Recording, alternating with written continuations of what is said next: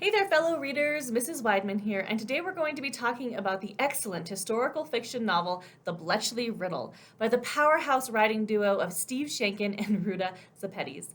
This book takes place during World War II, like lots of these authors' other books and novels do. However, it is a bit of a divergence for Steve Sheinkin, who usually writes nonfiction or true books, right? And this book is entirely fiction, even though some awesome real people from history do make appearances in this story.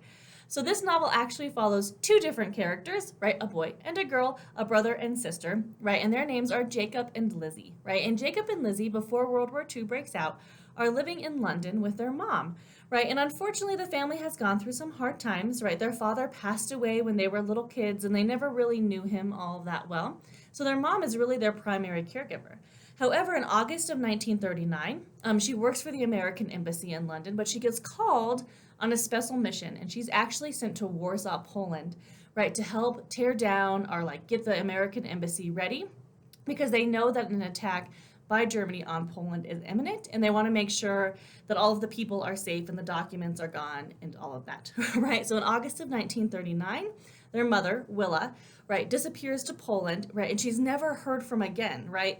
The German army quickly takes over Poland, right? Warsaw falls within a few weeks of the war starting, right? And Willa is just counted among the missing. They presume that she is dead, right, and will never be found alive.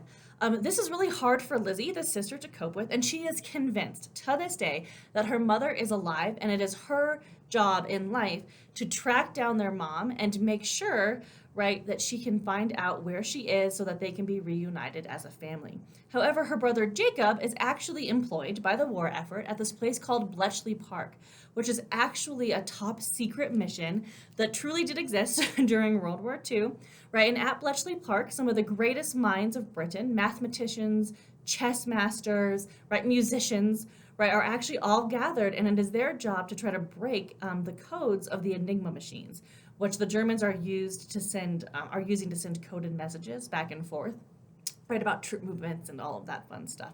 And so Jacob is a part of the team that's trying to crack that code. So cool and fascinating, right? So of course, Jacob and Lizzie become reunited. They're both living at Bletchley Park, right? Jacob is convinced their mother is dead and gone, even though he's been receiving some weird letters and notes in the mail, right? And he did see his mom shortly before she left, right? And Lizzie is convinced that she's still alive. So this is really a powerful story about the British code-breaking efforts at Bletchley Park during World War II.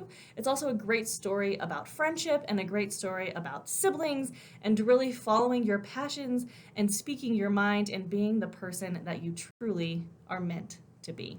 Right, so if that sounds interesting, or if you just want to know more about World War II, I highly recommend The Bletchley Riddle as a great next read for you. See y'all online soon.